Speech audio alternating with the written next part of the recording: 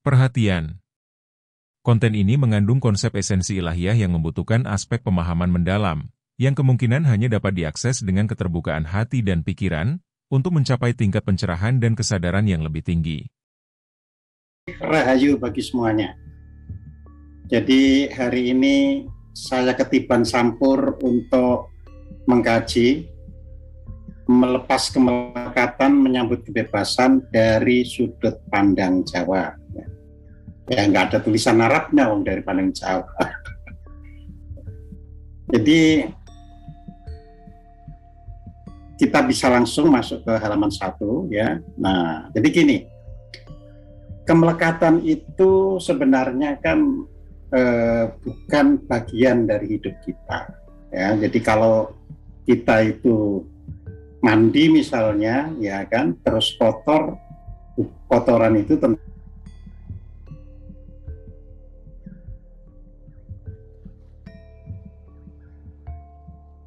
tentunya bukan dari dalam diri kita. Nah, karena kita tidak ingin kotor dan kita tahu fungsi kebersihan tubuh, ya maka kita bisa mandi setiap hari, misalnya 2 kali pagi dan petang, atau 1 kali kalau model orang-orang Jepang, orang-orang Amerika, ya, sehari mandinya hanya sekali.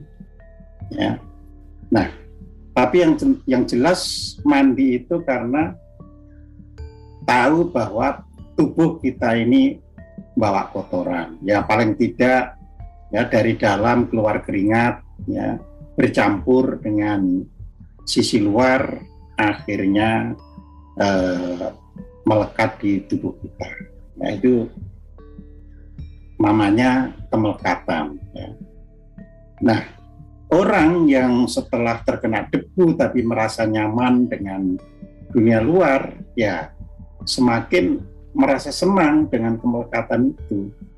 Jadi makanya kalau kita ingin memahami kemelekatan dari sudut pandang Jawa, ya kita harus memahami dulu siklus hidup manusia.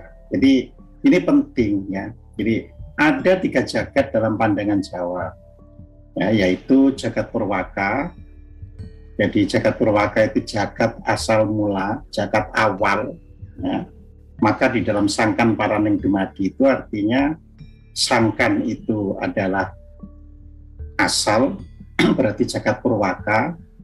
Nah, paran itu tujuannya kembali ke awal lagi. Karena kalau itu dibuat lingkaran kan kembalinya ke titik yang sama, meskipun lewatannya tidak sama. Jadi keluarnya ya dengan kembalinya pintunya tidak sama, meskipun menuju rumah yang sama. Nah, yang dilewati ketika kita di jagat purwaka itu namanya marga saraita.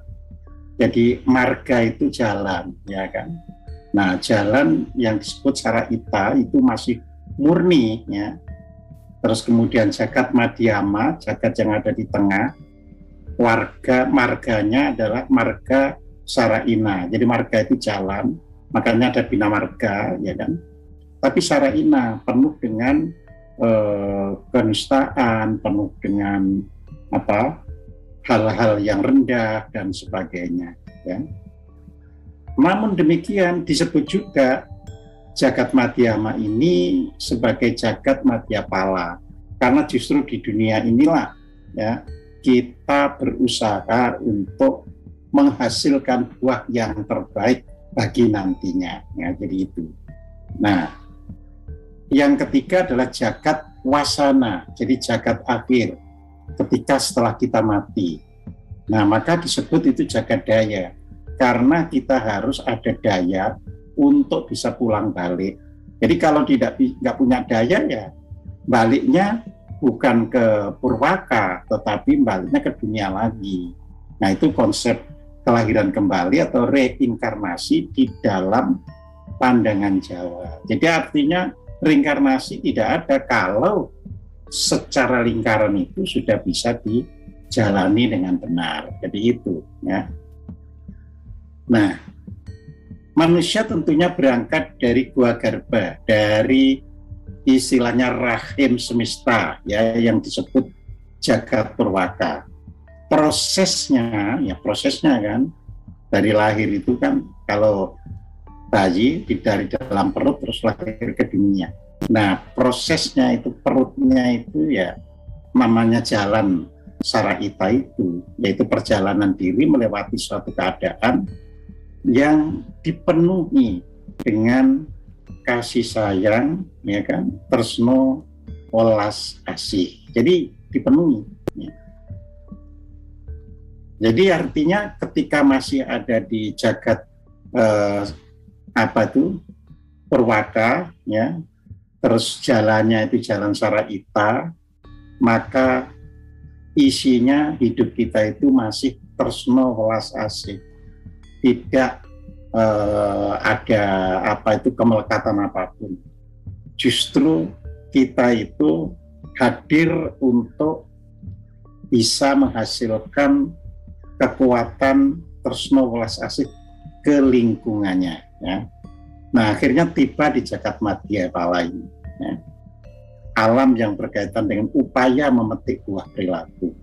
Jadi jalan yang dilewati adalah Saraina, ya, jalan nista, rendah, dan bisa membuat malu kita, ya. Jagat Saraina adalah jagat yang kita tempati hidup sekarang ini. Jadi artinya dunia, world, ya, earth, ya, karena kita hidupnya di bumi, ya, atau earth, ya, kalau bahasa Arabnya, ya. Nah, itu adalah tempat kita sekarang ini, ya, itu. Jadi ini penting kita tahu asal usulnya, terus sekarang ada di mana, mau kemana, ya. Seperti tadi saya sampaikan kan, orang itu mandi kan karena tahu badannya kotor. Nah, jadi yang diketuk itu adalah orang supaya tahu, gitu. Selama orang tidak tahu kalau badannya itu kotor, ya gak akan mandi, ya kan. Ya, misalnya orang-orang suku pedalaman, misalnya di Papua, ya kan, karena asal usulnya itu hidup menerobos hutan, jadi yang dihadapi itu adalah serangga-serangga yang justru bisa mengganggu hidupnya atau mematikan malahan kalau menyengat dan sebagainya. Maka dia tidak mandi langsung, tapi setelah mandi di sungai yang jernih, badannya dilabur, ya kan, dilabur dengan minyak babi agar tidak disentuh oleh serangga-serangga yang ada di sana, ya. Nah, artinya dia tahu mengapa harus ditutupi badannya itu, ya, kalau tidak akan disentuh atau disengat atau digigit oleh binatang-binatang serangga yang ada di sana. Jadi seperti itu, ya. Nah, tapi di kita karena masalahnya tidak seperti itu kan, mandi kita di sini bisa sabun pagi dan pakai sabun wangi, ya, sabun mandi, ya kan, dengan berbagai merek dan macam-macam, ya kan.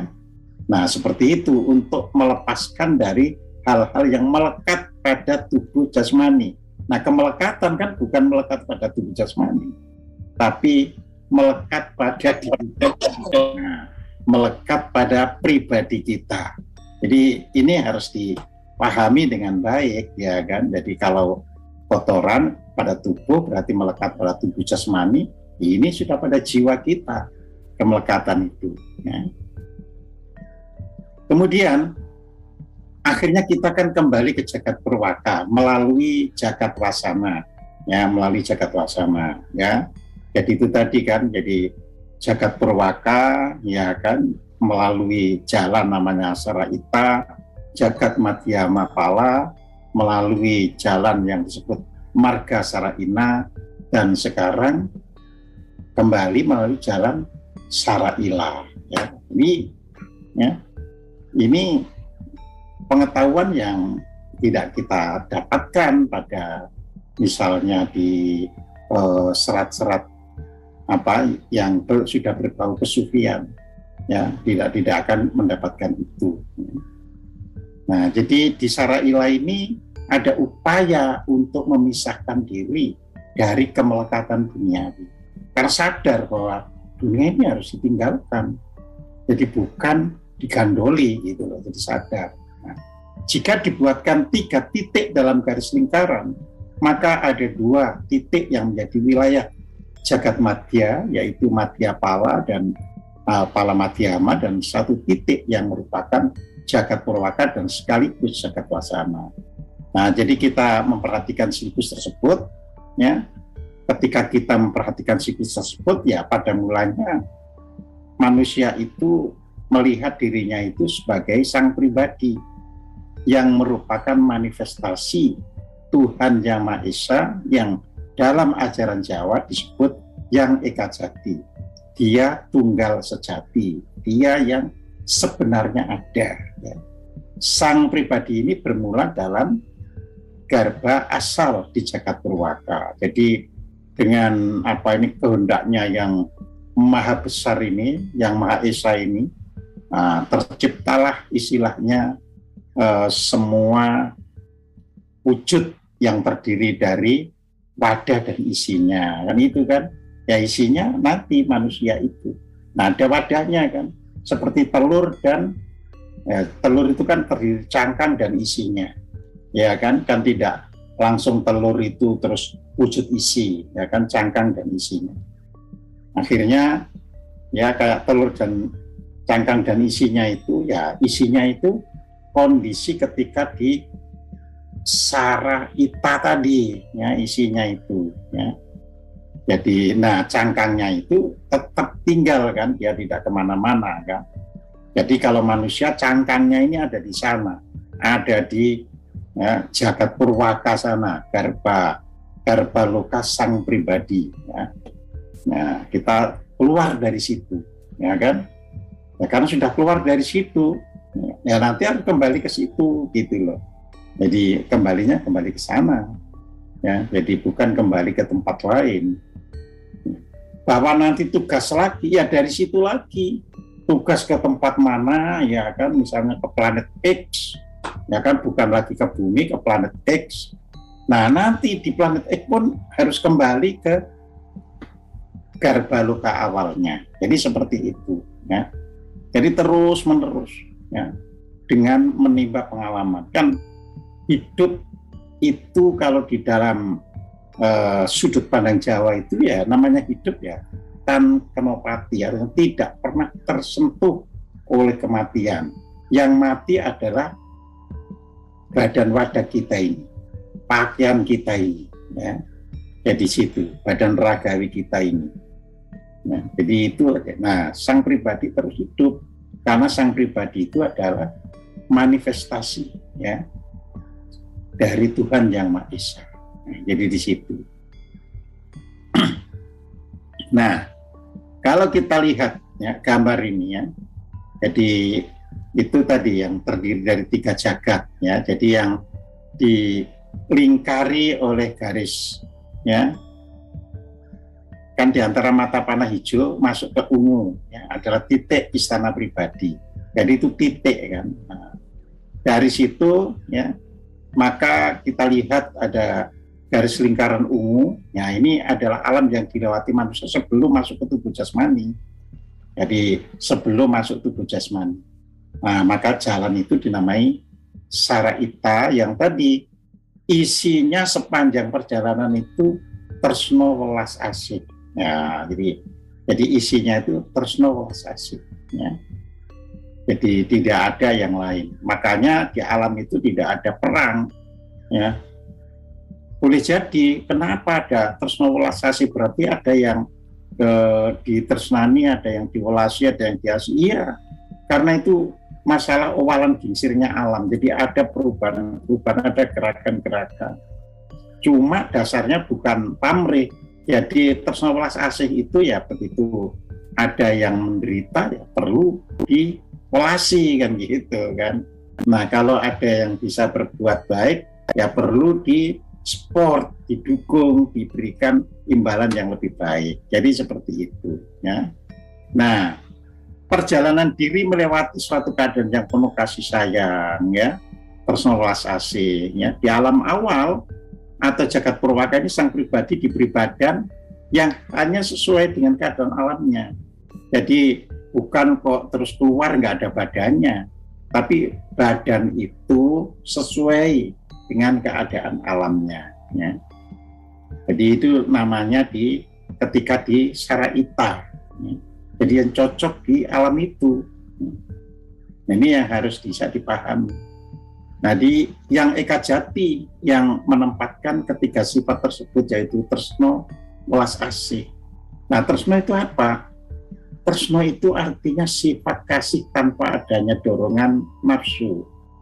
Nah, jadi itu yang apa ini kalau di dalam bahasa Arab itu Rahman, ya, tresno itu. Ya, tapi kan tresno sekarang ini kan munculnya ke dalam bahasa yang pengaruh India, kata cinta itu. Kalau cinta itu sudah ada dorongan nafsu, tapi kalau tresno itu belum ada. Jadi dia hanya ya kasih tanpa ada dorongan nafsu. Nah, kemudian dia juga menempatkan sifat welas pada sang pribadi. Sifat ini merupakan bentuk kasih terhadap pihak lain. Yang dalam bahasa sekarang itu adalah rasa empati, memahami apa yang dirasakan pihak lain. Makanya tidak ada peperangan di alam jagat purwaka atau di marga saraita ini. Jadi nggak ada perang, karena semuanya berusaha untuk ya saling membantu, saling menolong. Itu kalau kita membaca buku Destiny of Soul ya yang ditulis oleh Michael Newton. Jadi sebelum bayi itu menjadi manusia, ini menjadi bayi. Nah, itu bidan-bidannya di alam itu langsung punya rasa kasih sayang supaya orang ini bisa hidup di bumi dengan baik. Ya. Jadi itu tadi, karena di alam ini sifatnya adalah personal welas asih itu. Nah, asih itu dapat disamakan dengan kata Arab rahim. Sifat ini di dalam diri manusia terwujud ya dalam memberikan ya kan imbalan kepada pihak yang melakukan kebaikan. Jadi artinya kalau ada yang menderita ikut ya ada empati, tapi kalau ada yang baik dia turut serta mensupport itu kan. Nah, jadi tresno sifat alaminya memang harus selalu ya mengasihi kepada siapapun tanpa ada dorongan nafsu. Terus melihat, waduh ada yang kecepit misalnya kan, ada yang kecepit ya ditolong ya kan. Terus melihat ada yang berhasil, disupport. Jadi istilahnya seperti itu ya. Nah, terus dari situ ya kan ketika sang pribadi mau menjadi manusia. Nah, ini kan. Jadi bagaimana dari wilayah ya pai tadi ya, dari pai tadi kue pai itu ya yang ungu terus menuju yang merah ya kan. Nah, ini kan perlu juga proses ya kan, tidak bisa kan langsung ujuk-ujuknya. Nah, ini lewat yang masuk ke badan halus yang disebut rijal.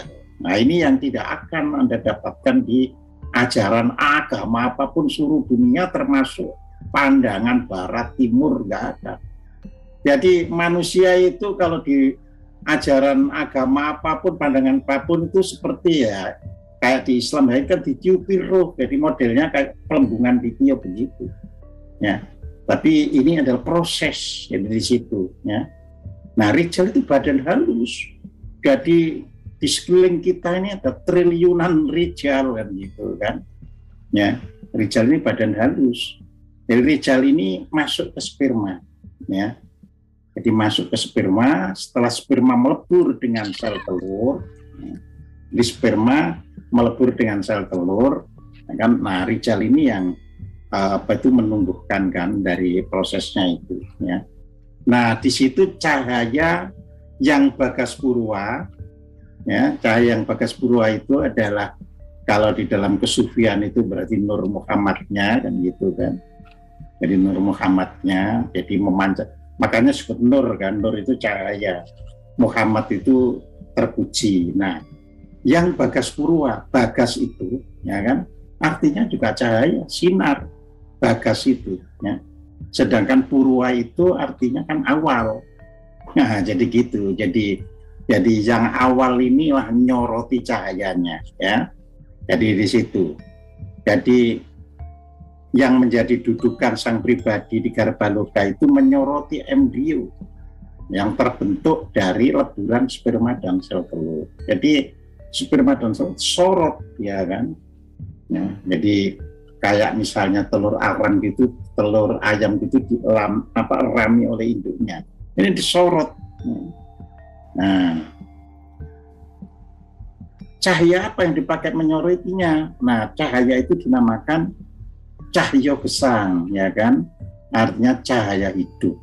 Jadi embrio bukan hanya sebagai gitu loh ya, sebagai memang makhluk hidup, ya, karena seperti yang dikatakan oleh Saksi Dijenar ya, yang sudah saya tulis di buku saya, kalau masalah hidup, ya, tidak ada di dunia ini ya satu zat pun yang mati di dunia ini. Makanya dikatakan guntur, kilat, beledek, ya kan, awan, hujan, semuanya itu hidup, ya. Debu semuanya itu hidup, karena tidak ada makhluk hidup yang tumbuh dari benda mati itu, ya. Jadi di situ jelas ya, makhluk hidup ya berasal dari yang hidup, ya. Jadi ini yang harus dipahami, ya. Makanya ketika orang Jepang ya, yaitu memahami air ya, emoto, ya kan, loh, ternyata kok air ini bisa dipuji, bisa diumpat, ya kan, dan akan mengubah bentuk kristalnya, ya, air itu berubahlah bentuk kristalnya. Oh, jadi pertanda bahwa air itu hidup, begitu kan? Ya. Nah, kenapa kok ada orang disebut mati? Lah, yang mati itu kan ini tadi satu kesatuan tadi, satu rakitan itu sudah nggak berfungsi. Jadi disebut mati karena rakitannya itu tidak berfungsi. Jadi kalau mobil, ya, mobil itu mogok misalnya kan, mobilnya mogok mati di tengah jalan karena semua strum itu nggak berfungsi, ya kan? Lah, jadi badan terurai. Tetapi badan yang terurai itu sebagai apa itu uraian, sebagai molekul-molekul yang terurai, dia hidup semuanya. Jadi di situ. Nah, sehingga kan pada kesempatan yang lain sudah saya beritahukan bahwa ketika kita menyebut hidup, ya, ada hidup yang disebut ya non-organized living thing. Ya, jadi benda hidup yang tidak terorganisasi, ya, seperti air, ya kan, ya, itu tidak terorganisasi, ya, jadi bisa diambil, dipisah-pisah, nggak pakai ini, ya. Bahkan makhluk-makhluk yang relatif masih sederhana itu tidak terorganisasi, kayak virus dan sebagainya, itu makanya sulit mati, ya, dari ditinjauan organisasi, ya. Jadi kan non ya organized living thing itu makhluk hidup yang tidak terorganisasi. Kayak api, ya kan, udara, air, itu makhluk hidup tapi tidak terorganisasi. Nah, terus ada living organized living thing. Jadi makhluk hidup yang terorganisasi. Jadi kita, hewan-hewan di sekitar kita itu makhluk hidup terorganisasi. Jadi kalau terbunuh, ya kan, maka seluruh sistem organisasinya itu nggak bekerja, maka orang menyebut mati. Tapi yang terurai itu ya tidak mati, tetap jalan, tetap sebagai makhluk hidup. Makanya nanti bisa dipakai untuk membentuk tubuh, ya. Jadi membentuk tubuh kembali, ya kan. Ya, contoh misalnya kita ini kan makan apa itu beras, ya kan, atau roti gandum. Ya. Nah, gandum ini kan kalau secara organized living thing-nya ya mati. Nah, ya kan kalau gandumnya hidup kan baru diletakkan sudah pada tumbuh ya, secara organized-nya. Tapi secara unorganized-nya, ya dia hidup. Makanya bisa kita makan dan menjadikan daya hidup pada diri kita. Ya, kalau kita dikasih zat yang apa itu mati, ya malah penyakitan, gitu kan? Ya, jadi malah penyakitan. Jadi itu, misalnya daging kan, daging yang kita beli di pasar, ya hewannya mati, tapi sistem dagingnya itu masih hidup. Tapi ketika daging itu busuk, maka sistem dagingnya itu mati. Nah, sistemnya yang mati. Sehingga kalau sistemnya itu mati, ya, walaupun bagian-bagian apa itu dagingnya itu sendiri masih hidup bagi makhluk lain, gitu loh. Jadi ketika sistemnya itu mati, kita makan, kita kena penyakit. Tetapi lalat dan sebagainya, malah seneng itu. Ya, yang membusuk itu malah dimakan kan. Nah, jadi artinya bagi lalat ngerti, oh kalau sudah membusuk seperti ini bagianku. Nah, jadi makanya dunia ini adalah mata rantai kehidupan yang diterjemahkan mata rantai makanan. Nah, ini yang harus bisa kita pahami ya. Jadi ada prosesnya. Nah, jadi pada saat embrio yang dimasuki sang pribadi tersoroti cahaya gesang, maka sang pribadi disebut sukma.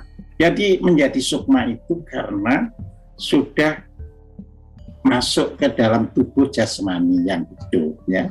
Dan saat itu yang Eka Jati mengalirkan rasa yang sekarang ditulis rasa ke dalam sukma yang sudah menyatu dengan badan jasmani ya. Nah, rasa itu menuju titik-titik pangkal rasa pada tubuh jasmani seperti mata, kulit, telinga, lidah, hidung, usus ya dan lain sebagainya. Jadi kalau rasa itu menuju mata diubah oleh pangkal rasa bisa melihat. Jadi rasa bisa melihat. Nah, begitu kita itu rasa itu masuk ke pangkal rasa yang ada di kulit, kalau digeser-geser gini di kulit ikut merasakan, kecuali jaringan kulit ini rusak. Nah, selama jaringannya tidak rusak, merasa, ya kan?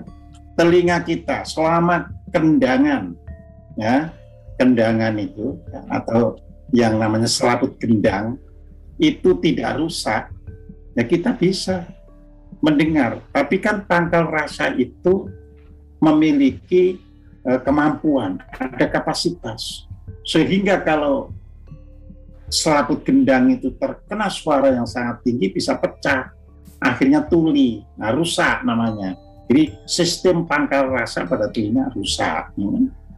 Nah di lidah pangkal rasanya bisa membuat ada asin, manis yang sekarang orang tahu kan kalau minum obat jangan diletakkan di ujung lidah, karena di daerah ujung lidah itu khusus pangkal rasa pahit kan gitu kan. Jadi kalau minum obat yang pahit ya kan harus agak ke dalam karena tidak tersentuh rasa. Loh, kenapa rasa pahit itu kok diletakkan di bagian depan? Ya karena yang Eka Jati sebagai arsiteknya ya, yang Eka Jati sebagai arsiteknya itu kan untuk supaya manusia tetap bisa menjaga dari hal-hal yang membahayakan dirinya.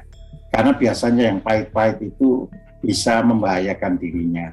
Walaupun tidak setiap yang pahit membahayakan dirinya, tapi kan yang diberikan kan seperti itu. Begitu pula yang manis-manis kan, itu biasanya enak gitu kan. Jadi nggak mungkin ada manis bersifat racun kecuali ya kan ya, air apa itu teh manis dikasih racun, nah itu lain. Tapi alami sudah ada penangkal-penangkal, ya, ada pangkal-pangkal dan ada penangkalnya. Nah, jadi seperti itu. Ya. Nah, semua rasa itu terkoordinasi dalam satu kesatuan di dalam tubuh jasmani, sehingga sukma bisa menggerakkan semua rasa tersebut. Nah, jadi akhirnya sukma itu bisa, aku kepingin makan. Yang semula belum bisa kan, tapi setelah terkoordinasi, oh ada lapar, aku kepingin makan. Haus, aku kepingin minum. Nah, jadi badan sukma yang sudah bisa bergerak untuk mendapatkan sesuatu ini, nah maka disebut jiwa, kan gitu kan. Ya sebenarnya ya satu tadi sang pribadi, tapi saat apa disebut sukma, kan gitu kan. Saat apa disebut jiwa, kan gitu ya. Nah, dalam jiwa rasa menjadi karsa, menjadi kehendak. Ya kan, kita tahu kan di dalam bahasa kesufian pun dikatakan ing sajroning rasa ana ingsun. Nah, di dalam rasa itulah ada aku. Nah, ing sajroning rasa. Rasa-rasa itu yang bergerak lalu mewujudkan satu daya, namanya karsa, kan gitu kan. Jadi karsa itu dari kata sebenarnya ka-arsa. Ya, jadi ka-arsa, jadi artinya bagian dari ya semua rasa yang jadi di situ. Ya. Nah, saat janin dilahirkan sebagai bayi, pada mulanya bayi hanya bergerak sesuai dengan karsa asal, karsa yang diberikan oleh ya yang Eka Jati atau Tuhan Yang Maha Esa. Ya, karsa asal. Kalau di dalam agama Islam itu disebut kehendak Allah. Kalau di dalam bahasa agama Islam, ya. Nah, kemudian bayi itu tumbuh dan berkembang. Kehendak Allah menumbuhkan kehendak manusia. Ya, jadi semula yang ada itu kehendak Allah, tapi akhirnya kehendak Allah itu membangkitkan kehendak manusia.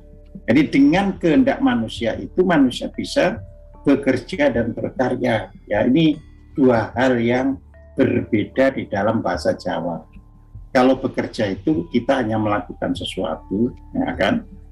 Tapi kalau berkarya itu kita menciptakan sesuatu. Nah, jadi itu, ya. Kalau berkarya itu menciptakan sesuatu, ya, mengadakan sesuatu. Kalau bekerja itu hanya ya, membuat sesuatu yang merangkai-rangkainya. Misalnya orang bekerja di pabrik sandal, ya kan, ya dia hanya merangkai-rangkai bahan yang ada dan sebagainya. Makanya dia sebut bekerja, ya.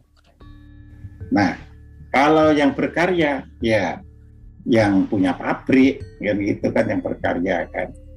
Jadi dia berpikir bagaimana supaya ada sandal atau sepatu itu berkarya, ya kan. Makanya kalau hasil disebut hasil karya, bukan hasil kerja. Ya, kayak mobil hasil karya, nah kan gitu kan, seperti itu, ya. Nah, jadi ada hasil karya, ada hasil kerja. Kalau hasil kerja ya dibayar, diupahi namanya, orang dibayar dengan upah, ya, gitu. Nah, kehendak manusia yang semula merupakan alat, ya, semula merupakan alat untuk mewujudkan kehendak Tuhan Yang Maha Esa, bersinggungan dengan dunia luarnya. Ya kan, begitu bayi ini dikeluarkan, bersinggungan dengan dunia luarnya. Ya, yang asalnya tidak melihat apa-apa menjadi melihat apa-apa, ya kan. Yang asalnya tidak tahu siapa ibunya menjadi diperkenalkan oleh yang datang, aku ibumu nak, kan gitu. Jadi timbul pengakuan-pengakuan dari luar. Meskipun ya itu benar anaknya, tapi sebenarnya sang bayi kan tetap tidak tahu. Taunya dia kan hanya diberitahu, ya kan? Diberitahu, tapi sang bayi kan tidak tahu persis kalau itu memang orang tuanya, gitu. Nah, manusia menanggapi owah lan gingsir, bukan lang itu, owah lan gingsir, berubah dan bergesernya keadaan di lingkungan. Jadi ini kan lingkungan kita ini setiap hari ada pergerakan, pergeseran, ya kan? Nah, dalam bahasa Jawa manusia menanggapi apa yang ada di depannya. Ya, lingkungannya itu kan manusia selalu untuk tahu kan di depannya, meskipun dikatakan itu di belakangmu ada sesuatu gitu, kan pasti noleh menghadap ke yang dikatakan orang. Nah, bahasa Jawa di depannya itu berarti kan dengarpe. Nah, jadi dengar arep ya. Jadi di situ ya. Jadi kata arep akhirnya menjadi mau, kan diterjemahkan mau, karena orang itu selalu akan menuju ke depannya kan gitu kan. Jadi di situ. Nah, jadi oleh karena itu jika manusia lebih terpengaruh atau dikalahkan oleh apa yang ada di depannya, maka keadaannya disebut hidupnya dikalahkan oleh karepnya. Nah, yang kalau di dalam bahasa Arab diterjemahkan oleh hawa nafsunya, ya kan? Nah, sebenarnya bangsa itu akan mudah mengerti kalau semua itu dijelaskan oleh bahasanya sendiri. Penjajah tahu, makanya bahasa sendiri itu dimatikan, diganti dengan bahasa orang lain, ya, sehingga akhirnya ilmunya nggak meresam, diganti kan. Nah, jadi harus diajarkan kembali bahasa ini. Nah, saat manusia dikalahkan oleh karepnya, maka pada saat itu gitu ya, timbul kemelekatan. Nah, jadi di situ, ini kan orang misalnya kalah ya atau senang kan, akhirnya punya penilaian, ya kan, kalau aku ini kok kalah, kalau aku begitu kok menang. Nah, jadi itu timbul kemelekatan. Ya. Nah, ketika pangkal rasa di mata kalah oleh karepnya manusia, maka mata hanya menampung kemelekatan. Nah, mata kita itu sebenarnya kan dari dalam untuk melihat sesuatu demi ya kan kehidupan manusia agar tidak tersesat, agar perjalanannya itu benar-benar sampai pada yang dituju. Tapi kan dalam faktanya tidak demikian. Nah, jadi kemelekatan, menampung kemelekatan. Kalau sudah semakin tebal ya menutupi daya pangkal rasanya. Jadi mata itu tidak sensitif lagi bagi hidupnya ya sang pribadi itu. Itu pula kalau telinga ini sudah menampung kemelekatan, maka tidak sensitif lagi bagi hidupnya sang pribadi itu. Jadi kalau gitu untuk siapa ya, hanya untuk badan, hanya untuk badan itu sendiri. Nah, padahal badan akan ditinggalkan gitu loh. Jadi di situ kemelekatan akan tetap gandoli. Nah, gitu loh ya. Jadi ada proses yang harus bisa kita pahami dengan baik. Jadi kemelekatan hanyalah kekuatan daya panca indera yang menutupi karsa manusia sebagai anugerah Tuhan yang Maha Esa. Jadi ditutupi, jadi nggak tahu lagi ya kan karsanya Tuhan itu. Makanya kalau orang hidup di dunia ini kan ditanya, kita ini hidup di dunia ini sebenarnya untuk apa sih, misinya apa? Pada nggak bisa jawab karena sudah tertutupi. Ya. Jadi mestinya kan nggak boleh ketutupan kan, tapi tertutupi semuanya. Ya. Jadi kemelekatan bukan sesuatu yang berasal dari dalam diri manusia, tetapi sesuatu yang berasal dari luar diri manusia, yaitu kemelekatan. Ya. Nah, disinilah kalau kita lihat ya, itu seperti debu yang ditiup angin yang mengenai tubuh manusia yang masih hidup. Jadi kemelekatan itu seperti debu ya kan, ditiup oleh angin mengenai tubuh manusia ya kan, yang masih hidup tentunya. Kalau manusianya mati kan nggak bisa merespon. Ya. Nah, ternyata banyak manusia yang merasa nyaman ya kan, dengan debu yang melekat ke tubuhnya itu. Banyak sekali manusia yang nyaman ya dengan debu yang melekat di tubuhnya itu. Semakin memaparkan diri pada debu yang tertiup angin ke dirinya, manusia merasa semakin nyaman dan bahkan semakin ketagihan. Nah, akhirnya apa? Kemelekatan semakin kuat, ya kan? Jadi misalnya, ya kan, kita ini minum ini kan ada jenis minuman yang mungkin pada mulanya orang minum air tawar saja, bahkan air tawar pun air tawar mentah, ya kan. Terus manusia mulai memahami, wah, ada orang sakit kalau minum air tawar mentah itu, akhirnya dimasak, ya kan, dididihkan, ya, mendidihkan air supaya untuk bisa diminum. Terus dikasihkan gula, dikasih kopi, atau dikasih coklat, ya kan. Kalau hanya sebatas, gitu ya, sebatas, ya, menikmati apa yang dianugerahkan Tuhan di alam ini, yaitu namanya anugerah atau karunia. Tetapi begitu nggak bisa lepas dari apa yang dinikmati, nah itu kemelekatan. Kalau sudah nggak bisa lepas, ya kayak orang misalkan ya mengonsumsi drug ya atau narkoba kan, dia nggak bisa lagi lepas dari narkoba. Ya. Itu kemelekatan. Nah, cuma bedanya narkoba dengan kemelekatan duniawi itu bedanya cuma satu. Kalau narkoba itu kemelekatannya itu, ketagihannya itu disebabkan sudah langsung ya merusak istilahnya fungsi jaring-jaring tubuh ini, sehingga merasa jaring-jaring tubuh itu kalau tidak dipenuhi narkoba itu badannya mungkin capek, kesel, gampang liur dan sebagainya. Jadi terus disuplai lagi kan dengan narkoba, disuplai lagi. Ya, akhirnya gitu kan bisa continue untuk tidak merasa sakit badannya. Tapi tahu-tahu overdosis jadi penyakit, mati.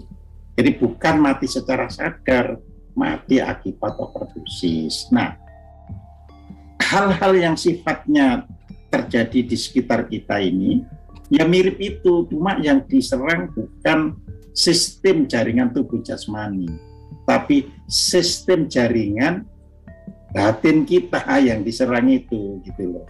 Ya, jadi misalnya kan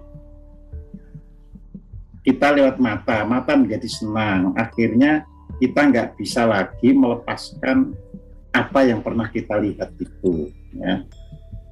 Ya, kan coba kemarin itu ketika saya datang dari Adiatya Warman sampai di rumah kan saya nyetel kasus pembahasan anak-anak yang memperkosa ya, sesama anak-anak, maksudnya belum masuk kategori umur dewasa, ya kan.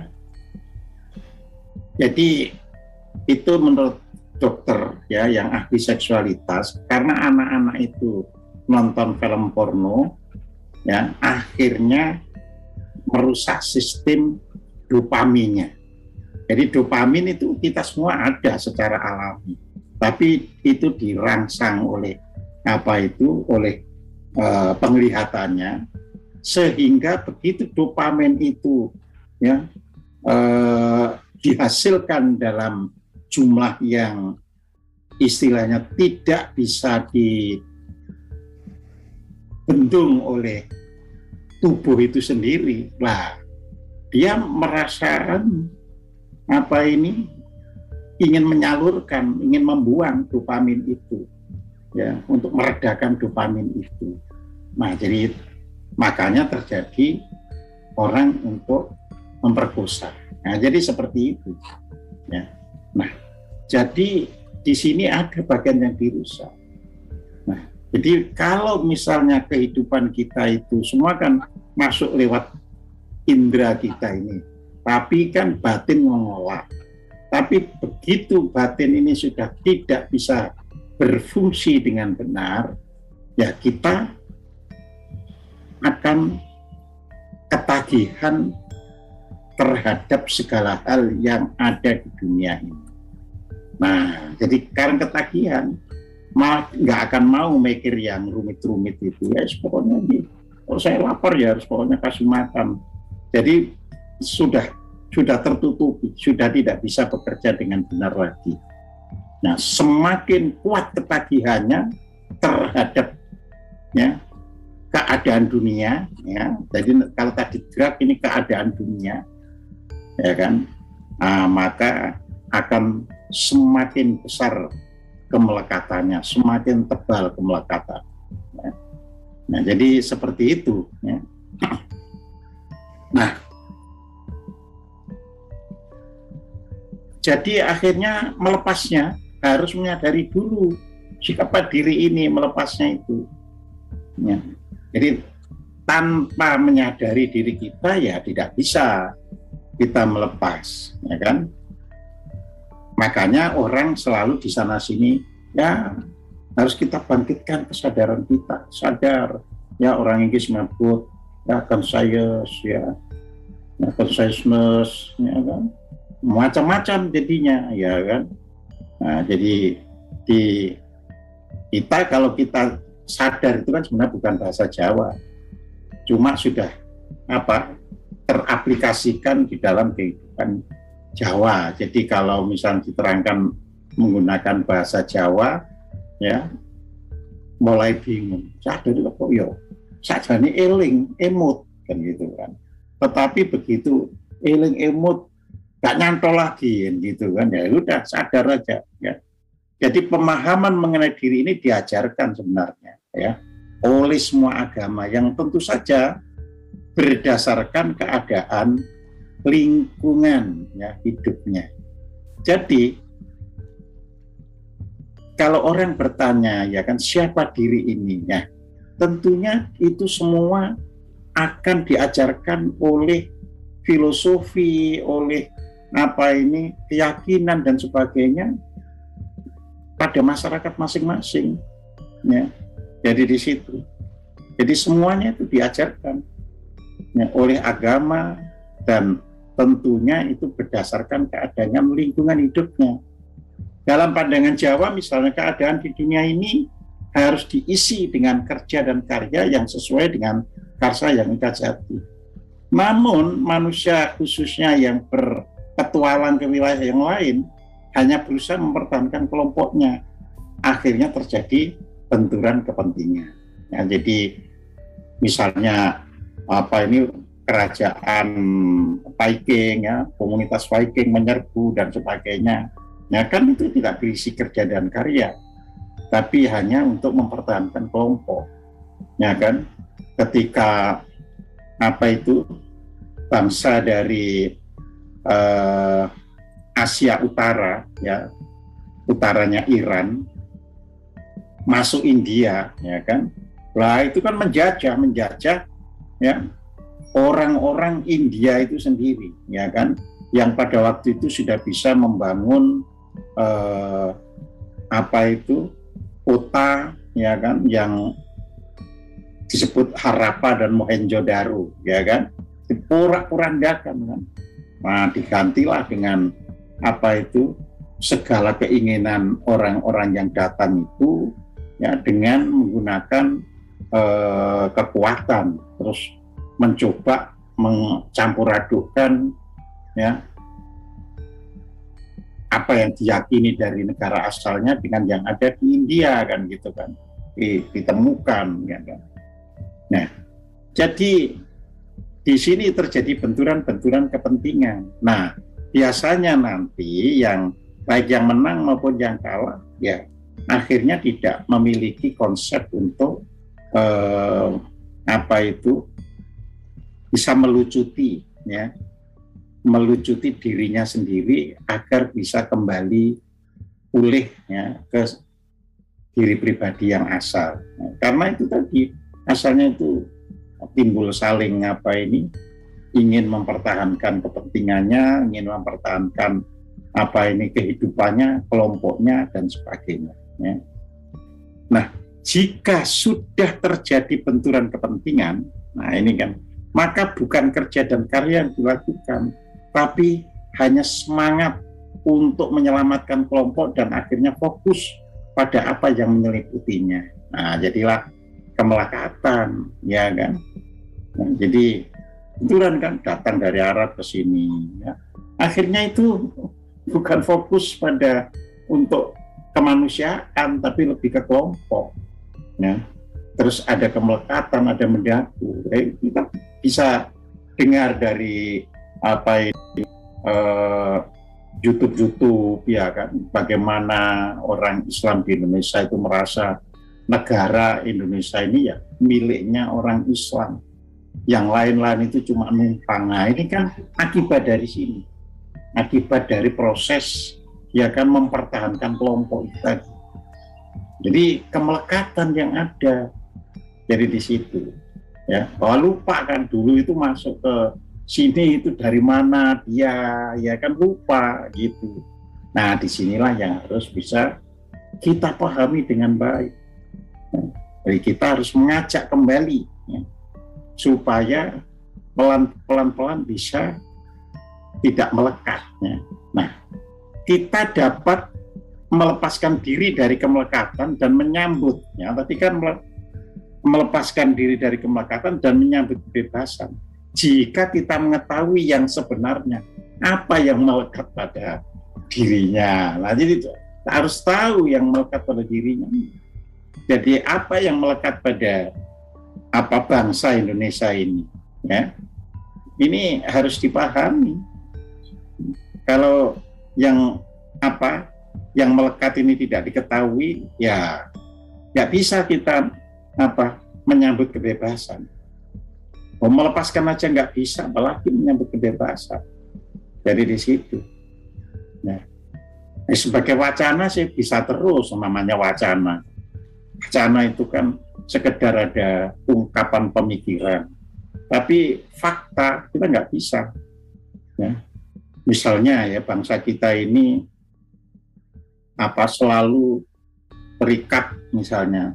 Oh, dari ini sekarang begini, ya kan, dulu kita ini bangsa yang primitif, setelah masuk ini. Nah, jadi kita tidak tahu sebenarnya siapa diri kita sebagai manusia yang ada di ini. Nah, kemelekatan itu tidak terasa loh. Ya, namanya kemelekatan kan menutupi yang sejatinya, ya. Ada YouTube tentang siapa sebenarnya orang Jawa. Sudah jelas itu urut-urutannya. Tapi akhirnya urutan awalnya itu ya hilang, ketutupan dengan urutan yang berikutnya. Ya, urutan awalnya itu kan setelah diselidiki DNA dengan Pithecanthropus erectus dan Homo erectus yang ada di Jawa, ternyata penduduk Jawa sekarang ini ya kan DNA-nya masih mirip dengan yang sekian juta tahun yang lalu. Nah, itu sebenarnya kunci, ya kan? Tapi menurut pendapat sejarawan dari Eropa, ya kan, itu bangsa orang Jawa ini keturunan Yunan. Loh, padahal yang menjadi bukti itu ya DNA itu, yang DNA asalnya itu.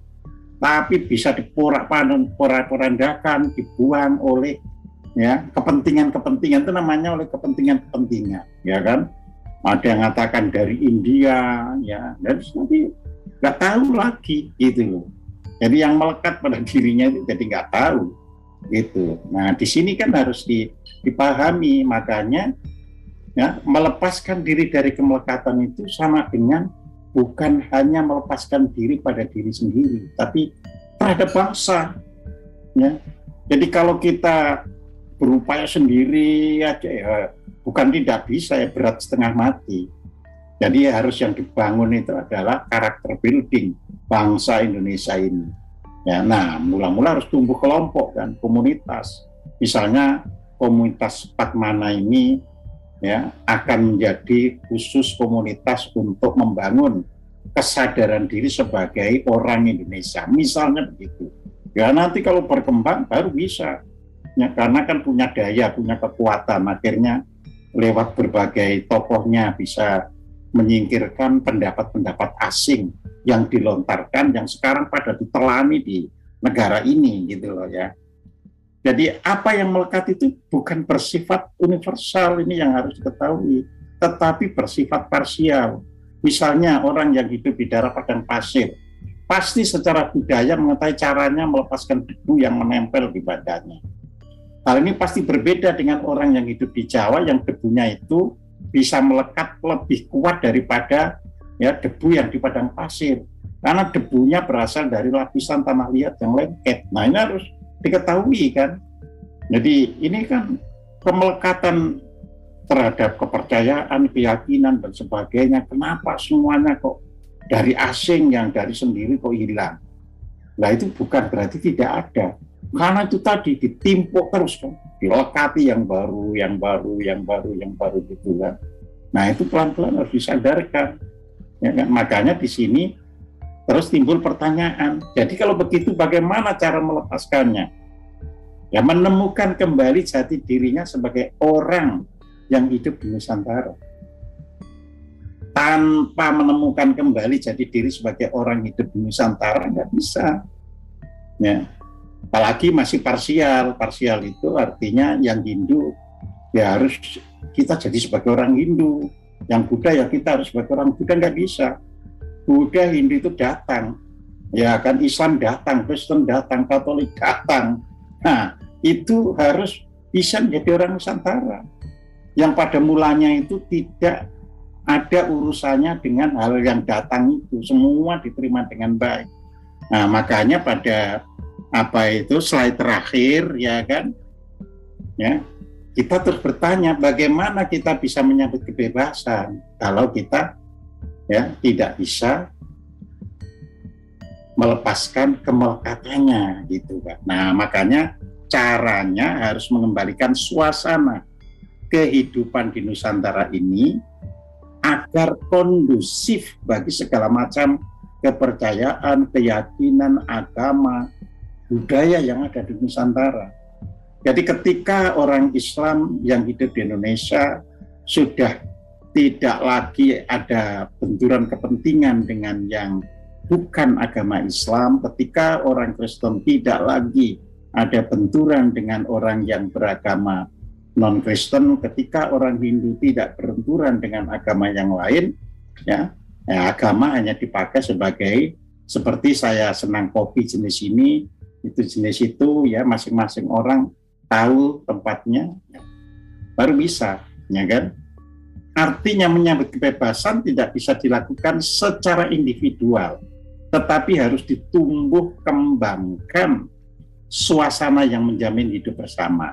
Hidup bersama bukan sekedar hidup bertoleransi atau sekadar hidup berdampingan. Nah, sekarang ini kan yang diserukan cuma hidup bertoleransi, hidup berdampingan, tidak bisa, harus hidup bersama, ya kan? Ya kayak suami istri gitu hidup bersama.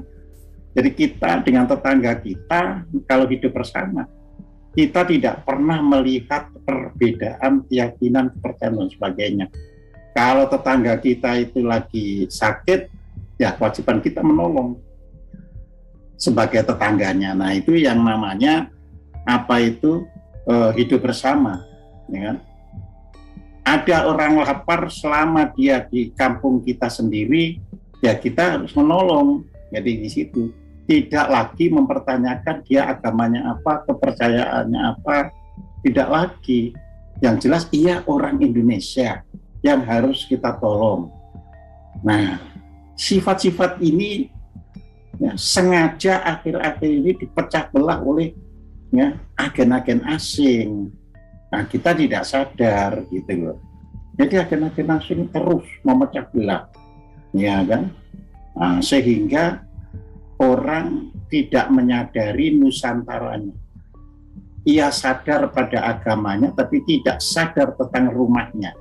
Nah, itu kecelakaan nanti kan gitu kan. Ya. Nah, mestinya kan agama apa saja selama rumahnya di namanya Indonesia, ya dia harus bisa hidup sebagai keluarga besar Indonesia.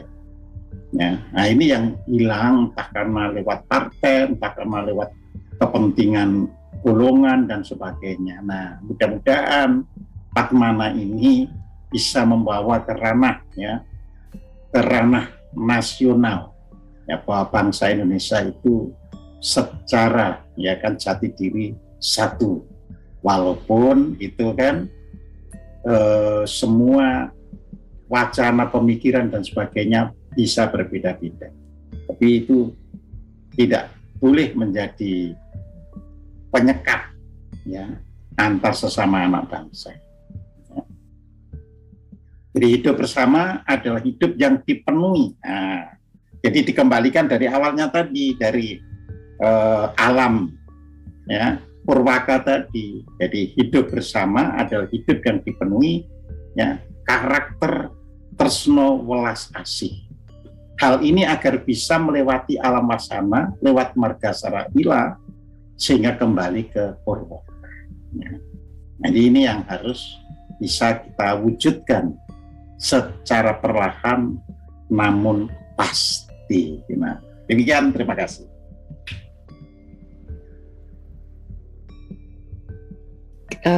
Terima kasih Pak Kojim.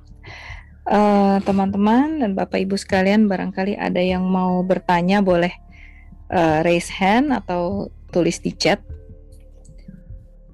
Sambil menunggu mungkin saya coba bertanya dulu nih Pak Kojim. Oh iya, monggo. Ya, itu kan tadi siklus kehidupan ya, lingkaran kehidupan. Artinya pada saat manusia itu kehidupannya di bumi ini seperti apapun, dia akan balik lagi ke alam yang tresno welas asih itu. Iya, asal bisa sampai ke sana. Ya itu tadi kan. Asal kalau bisa ke sana, ya kan itu tadi, orang di Jawa itu juga punya paham kelahiran kembali. Ya. Orang itu akan dilahirkan kembali karena nggak bisa mencapai alam itu. Mungkin kan naik gini kan, nggak kuat kan naik kembali lagi. Jadinya yang di merah itu. Iya, yang di merah itu. Oke, jadi lingkarannya dia bisa jatuh ke bawah gitu lagi ya? Oh iya dong. Maksudnya ya. Itu. Kalau dia nggak punya daya untuk. Yang hijau tadi. Iya. Tidak punya daya. Yang hijau itu kan sebenarnya saya lambangkan hijau itu seperti tumbuhan yang tumbuh. Nah, kan. Jadi ya akhirnya jatuh ke bumi terus. Kan gitu. Jatuh balik lagi. Kalau bisa sampai ke puncak, itu bisa hidup di bumi, tapi orang yang sudah tahu misinya. Oke. Iya, jadi saya akan hidup di bumi untuk membina misalnya 100.000 orang. Nah, misalnya dia ada misi. Jadi gitu. Oke, baik. Makasih Pak Kojim. Ini Nina raise hand, silahkan Nina. Ya. Kameranya kok nggak ada kameranya? Halo. Ada. Oh iya udah. Ada udah kelihatan. Iya. Silahkan. Ostira temennya Nina. Pak Kojim, saya mau tanya, kalau orang gimana caranya orang melepaskan kemelekatan kalau dia tuh tidak menyadari bahwa dia punya kemelekatan itu, kan matanya nggak bisa lihat, nggak bisa kupingnya nggak bisa mendengar, kan tadi kan katanya ketutup, itu iya Pak? Loh, nah kalau orang nggak menyadari ya nggak bisa, sama dengan orang yang ketagihan drug kan. Kalau dia tidak menyadari ya nggak bisa melepaskan drugnya itu. Orang yang kena narkoba sadar bahwa ini akibat saya minum narkoba, bisa dia mulai mengurangi pelan-pelan. Ya, jadi ini contoh ya. Saya punya kakak kandung. Sejak SMA itu perokok berat. Jadi ngerokoknya itu seperti kereta api yang tidak pernah terputus, ya. Nah, suatu hari sudah usianya 50 tahunan, itu tenggorokannya sakit. Terus dibawa ke dokter. Kenapa ya? Saya kan makan juga normal-normal saja, kok tenggorokannya sakit. Akhirnya setelah didiagnosis oleh dokter THT, semua orang bisa kena tenggorokan tapi macam-macam penyebabnya. Setelah diselidiki, ya, setelah didiagnosis, Anda ini ternyata ya, yang menyebabkan sakit di tenggorokan itu karena Anda merokok. Nah, dokter ini berarti ahli betul, kakak saya nggak pernah bilang merokoknya gitu. Terus diakui, jadi ya saya ini perokok berat. Nah, jadi Pak, kalau ingin sehat, kata si dokter itu. Ya akhirnya sehat karena untuk memenuhi kan. Bapak harus mengganti dengan permen. Tapi yang gulanya, kadar gulanya itu minim. Supaya nanti bukan gula menjadi penyebab yang lain. Ya, lalu diberikan permen-permen bangsa Pastilles, pokoknya yang fungsi gulanya itu tidak seberapa. Ya. Akhirnya kakak saya itu sadar sendiri. Lah ini nanti saya bisa kecanduan permen. Ya, akhirnya ya sudah tidak perlu permen lagi. Jadi katanya mula-mula pahitan, tapi ya sudah karena satu, kalau merokok tambah sakit, berbahaya kalau menjadi kanker katanya. Terus permen, nanti ketagihan permen juga bisa sebab yang lain. Akhirnya sampai hari ini bukan perokok setelah usia 50 tahun. Nah, jadi kita harus memang mendidik orang untuk mengetahui apa yang menjadi penyebab kemelekatannya itu. Apakah itu karena trauma atau karena doktrin? Ya itu harus kita ketahui dulu. Jadi misalnya orang itu kan bisa karena doktrin agama, ya kan, sehingga agama bukan lagi sebagai way of life, tapi kemelekatan. Nah, kalau agama sebagai way of life, nggak ada kemelekatan. Ya cuma sadari saja apa sih fungsinya beragama itu, ya agar tidak terjadi konflik di dalam rumah tangga atau apa, hanya sekedar memahami itu. Nggak jadi kemelekatan. Tapi kalau agama itu doktrin, orang lain kalau tidak sama seperti dia cara beragamanya, ya disebut sesat. Ya itulah kemelekatan gitu. Artinya harus dari dirinya sendiri ya Pak ya, kalau seseorang. Ya, tapi kan bisa konsultasi dari dirinya, tapi bisa konsultasi kan.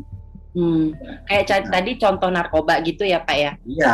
Ya, misalnya kita bilangnya udah jangan, tapi kalau dianya merasa nggak perlu melepaskan kemelekatan itu kan ya udah gitu. Nah, iya nggak bisa. Cuma kan orang bisa diajak seperti kita itu seperti jadi konsultannya teman. Bisa. Ya. Jadi hidup ya tentunya tidak orang begitu nggak bisa disalahkan.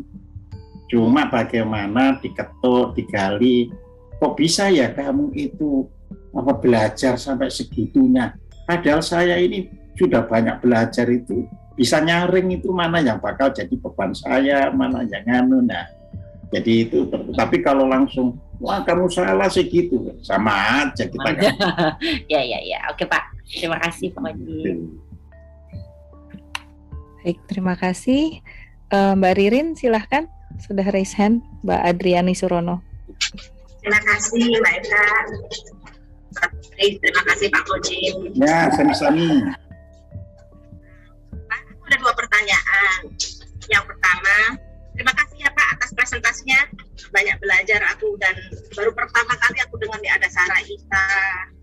Dan mungkin ini ada di luar pertanyaan ya. Aku tadi cukup terkesan dengan penjelasan Sarah Ita. Ternyata Sarah itu tempat penuh tresna, welas asih, dan tempat manusia itu kan di rahim Pak. Rahim itu kan artinya juga kasih sayang, mungkin ada hubungannya mungkin ya Pak. Itu pertanyaan saya adalah yang pertama, melepas kemelekatan tadi Pak Koji menjelaskan tentang menemukan jati diri kita sesungguhnya.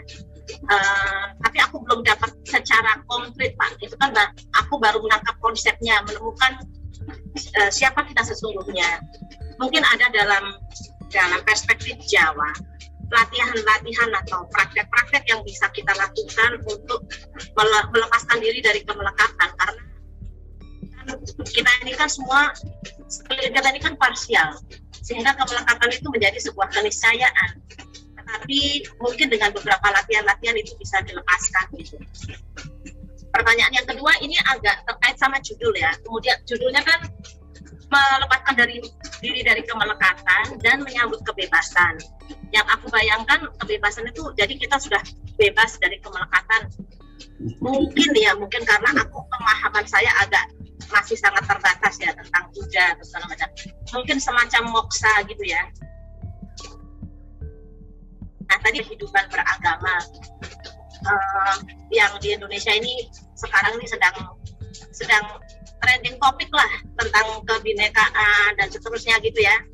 Itu di mana-mana topiknya kebinekaan gitu. Apakah mungkin misalnya nanti orang sudah bisa hidup berdampingan, apakah itu artinya kebebasan bercakap, apakah itu juga otomatis artinya kita sudah tidak melekat lagi gitu, Pak?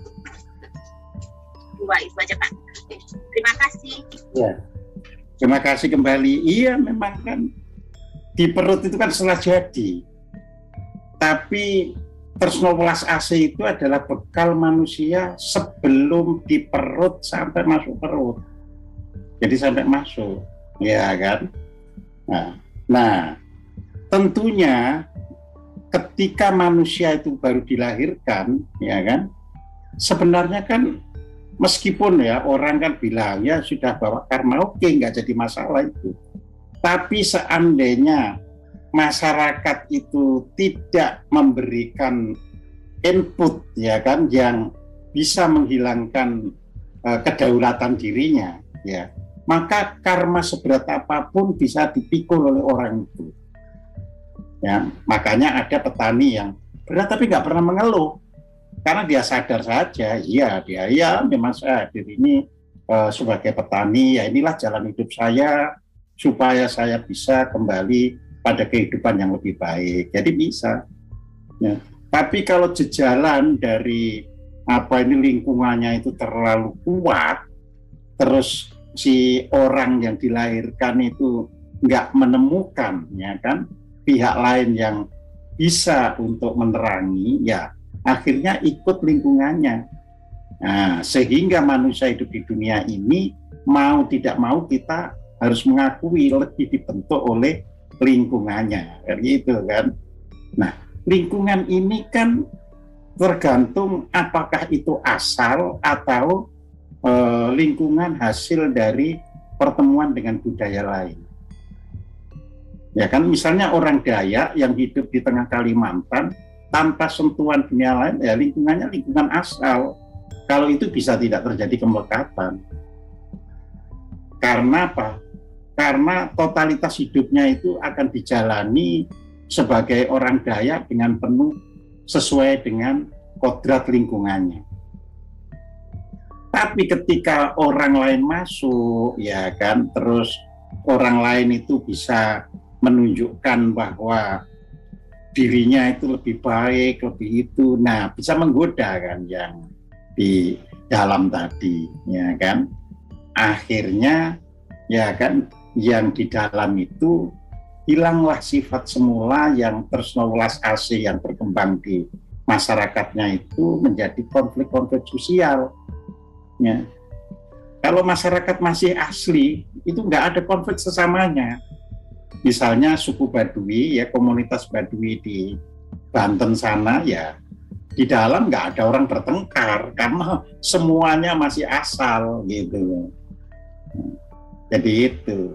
Nah, kenapa kalau orang sudah di Jakarta ini kok bisa konflik, bisa bela ini, bela itu, nyesatkan ini, nyesatkan itu? Ya karena bertemu dengan berbagai kepentingan dan masing-masing orang tidak menyadari bahwa itu cuma debu yang melekat pada dirinya. Nah, masalahnya di situ. Kalau orang itu nyadari, oh itu debu, ya udah kan gampang mandi tadi sudah selesai gitu kan. Ya. Gampang memaafkan orang, gampang itu. Padahal aslinya kan manusia itu memaafkan tadi kan, ada tresno, ada welas. Nah, welas itu kan salah satu bentuk empati. Empati itu kan ada permaafan. Tanpa ada empati ya manusia nggak bisa memaafkan. Itu kan maunya ya di anu terus, ya kan, dijunjung terus gitu. Ya. Nah, terus apa yang keduanya tadi, Pak? Aku rasa sudah cukup, Pak, tadi udah terwakili jawabannya. Yang kedua? Sudah terjawab tadi karena kan kebebasan. Iya, kebebasan. Bapak kasih contoh ketika misalnya di masyarakat Baduy, karena ketika setiap orang kembali ke jati dirinya, semua di dalam satu society, akhirnya kemelekatan itu jadi hilang. Tapi karena kita kan masyarakat kita nggak kayak gitu, sehingga enggak, karena itu tadi kemelekatan terus gitu. Karena bangsa ini kan pertemuan peraduan berbagai macam kepentingan. Ya. Nah itu. Misalnya saya gambarkan yang lebih besar itu bangsa Jepang. Ya. Sesama bangsa Jepang di negerinya relatif tidak ada persoalan. Ya. Sama dengan saya tadi barusan membaca laporan World Health Report. Jadi laporan kebahagiaan suatu negara. Jadi negara mana yang paling bahagia ya di dunia ini, ya itu ada alasannya, ya kan. Itu nomor 1 kan Finlandia, ya. Jadi pertama orangnya hidup itu merasa nyaman hidup di negaranya itu, jadi itu, ya. Terus masalah kehidupan, maksudnya bekerja mencari ini itu nggak ada persoalan. Jadi istilahnya penghalang-penghalang kemelekatan ini sudah tidak ada gitu loh. Iya, jadi ya sudah, negara menjamin setiap warganya bisa cari pekerjaan, ya kan. Terus negara juga menyediakan warganya, ya tidak peduli miskin kaya, ya tidak peduli itu, tapi diberi kesempatan untuk memperoleh pendidikan yang tinggi. Jadi artinya bagi yang miskin, kalau memang sekolahnya pinter gitu loh ya, kewajiban negara yang memberikan ya beasiswa untuk melanjutkan. Terus guru ditempatkan sebagai orang yang sangat dihormati. Nah, gurunya sendiri sudah kemelekatan butuh material. Ya, makanya iya kan, gimana melihat muridnya itu sudah diantar orang tuanya pakai mobilan, gurunya nggak punya mobil. Akhirnya sang guru berusaha kan supaya ya itu tadi kan membentuk debu-debu baru kan. Aku supaya dihargai oleh muridku, cari macam-macam kan. Sehingga tugas gurunya sendiri itu hilang. Tugas gurunya itu sendiri. Nah, karena itu tadi kan habis ngajar di sini ada lagi ngajar. Jadi pembinaan murid tidak lagi jadi perhatian, tapi cari duit yang jadi perhatian. Nah, jadi di situ ya.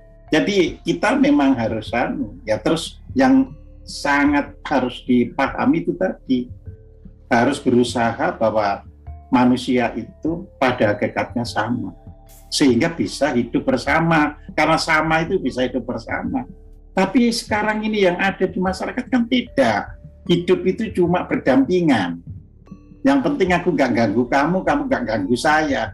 Kalau hanya hidup gak ganggu itu gak mau tahu, ya kan? Lah orang yang miskin mau ganggu ya gak bisa, karena gak punya kuasa kan gitu kan. Padahal kalau bersama kasihan ya orang itu kok jatuh sakit.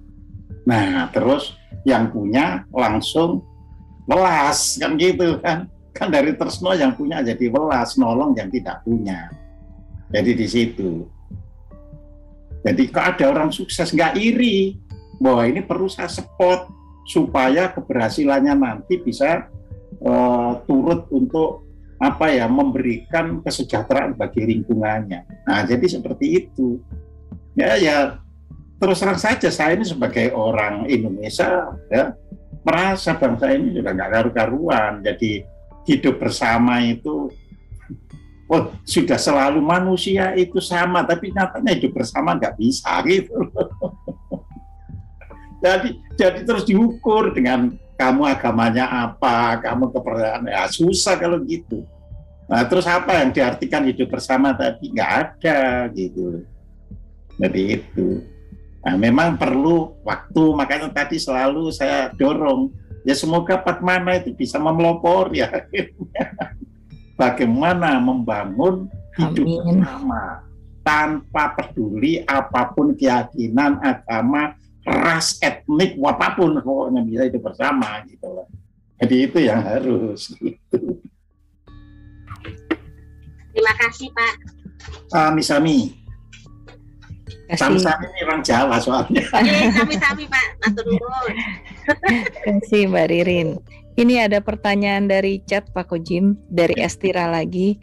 Mau tanya apa bedanya addiction dengan kemelekatan? Loh, addiction itu kan proses. Dari addiction itu bisa terjadi kemelekatan. Kan itu kan. Jadi addiction itu hanya karena proses saja. Nah, kalau sudah addiction itu sudah tidak bisa lagi dipisah, ya sudah kemelekatan namanya, kan gitu kan. Ya. Sama kan orang merokok misalnya pada mulanya, ya kan, hanya sekedar ada rasa kebiasaan, ya kan. Nah, biasanya merokok secara umum tidak menimbulkan addiction karena tidak ada bahan yang ketika di dalam tubuh itu ngubah hormon. Ya. Nah, kalau narkoba ini kan pakai ngubah hormon. Jadi hormon misalnya serotonin, ya, atau hormon endorfin yang membuat orang merasa bahagia itu, ya kan. Nah, itu dengan adanya narkoba itu dirangsang hormon itu. Nah, sehingga ketika tidak dimasuki lagi dengan narkoba, endorfinnya itu drop. Makanya terasa nggak enak lagi di tubuh gitu loh. Nah, kalau rokok itu paling banter secara normal hanya sampai ketagihan addiction tadi. Jadi itu, tapi bisa dilepas kalau dia sudah ya kayak kakak saya tadi, oh ya ternyata bagi dirinya itu menyebabkan saya bisa dilepas. Jadi di situ. Nah, kalau dia kan sampai ada rumah ketergantungan obat. Jadi itu. Baik, terima kasih Pak Kojim. Mbak Estira gimana? Sudah? Iya, sudah. Sudah. Terima kasih Pak Kojim. Terima kasih Mbak Eka. Ya. Oke, ini ada pertanyaan Pak Kojim dari Ibu atau Mbak Asni Juwita.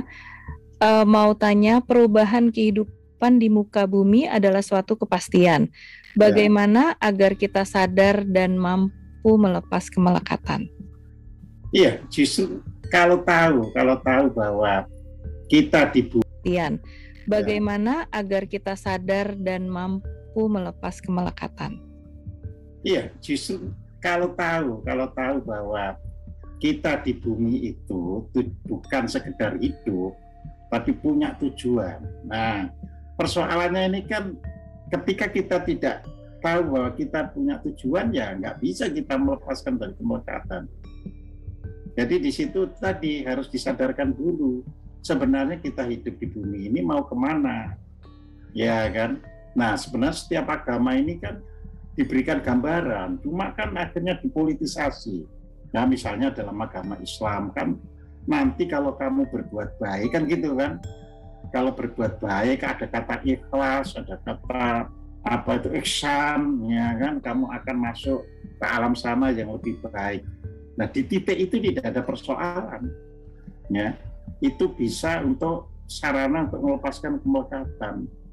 Tapi kan yang ada bukan di situ, ya kan. Jadi ada kepentingan yang sama untuk menghantam kelompok lain. Jadi di situ, wah, kita nggak ikhlas kalau dia masih tidak ikut kita lah. Padahal tujuannya harus ikhlas, tapi dia pada titik tertentu nggak ikhlas, gitu kan. Dia hanya ikhlas kalau orang lainnya pun seperti dirinya. Nah, itu kemelekatan jadinya, gitu loh. Padahal seharusnya ya sudah, namanya hidup, ya. Siapapun nggak tahu kan, kalau secara normatif loh, ya normatif, hukum normal bumi. Kita kan nggak tahu kalau dilahirkan jadi suku ini, ya kan. Kecuali kalau kita makrifatnya itu sudah tinggi, ya sudah itu tadi bisa muter ke garbalukanya lagi, jadi bisa aku hidup memang punya misi ini. Jadi di situ, selama itu nggak bisa.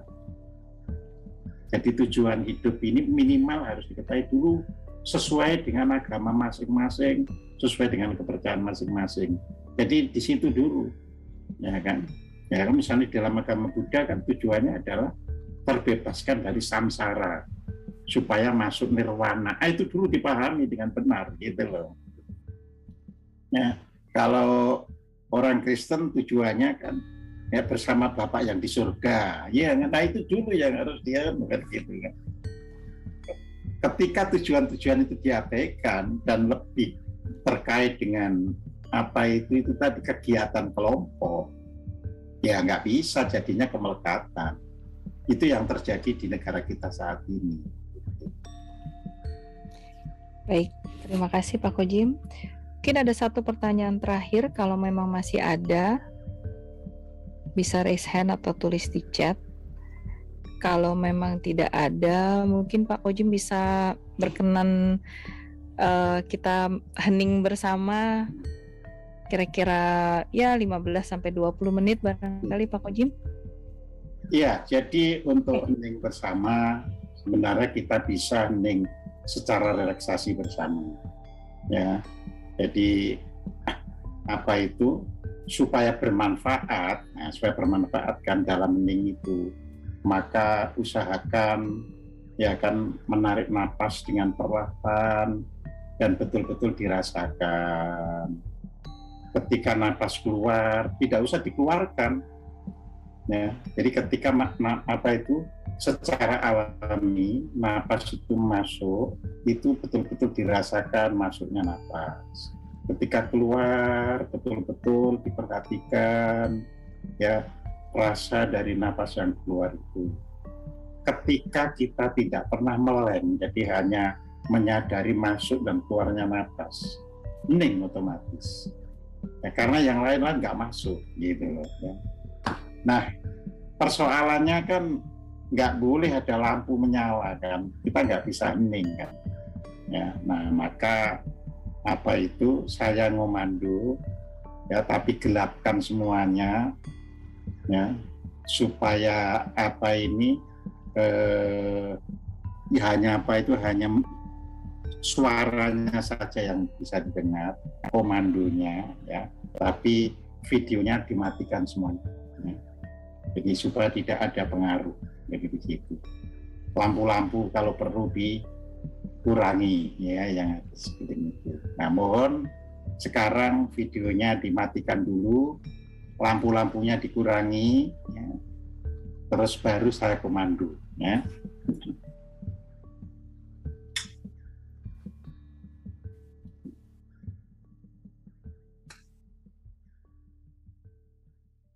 Ya, jadi teman-teman semuanya, marilah kita dengan kepala sedikit ya kan menunduk, jadi bukan kepala menunduk betul, sedikit merunduk ya.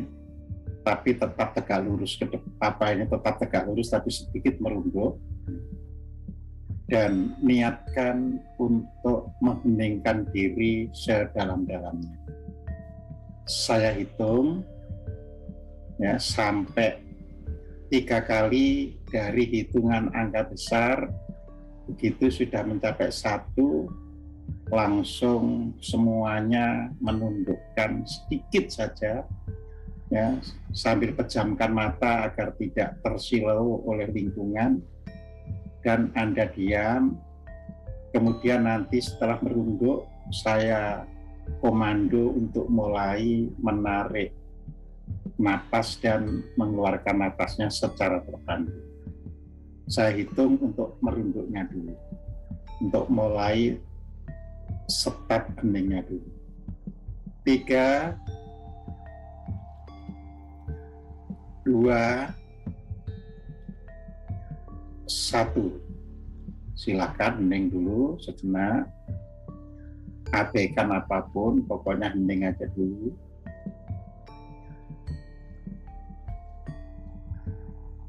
Sekarang perhatikan napas masuk dan keluar setelah hitungan 3 kali. 3, 2, 1.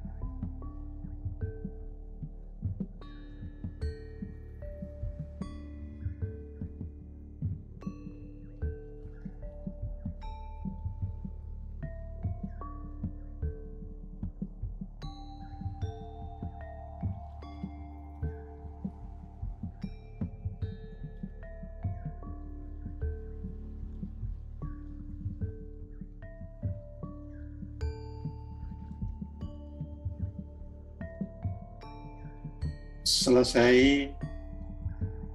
Terima kasih bagi semuanya. Semoga berbahagia para peserta, semoga berbahagia semua makhluk. Terima kasih Pak Kojim. Oke, sekarang kita tutup dengan foto bersama barangkali. Rin, boleh tolong foto bersama. Tolong dibuka kameranya semua. Foto bersama. Pasang senyum yang paling cantik atau paling ganteng. Kasih aba-aba, Rin.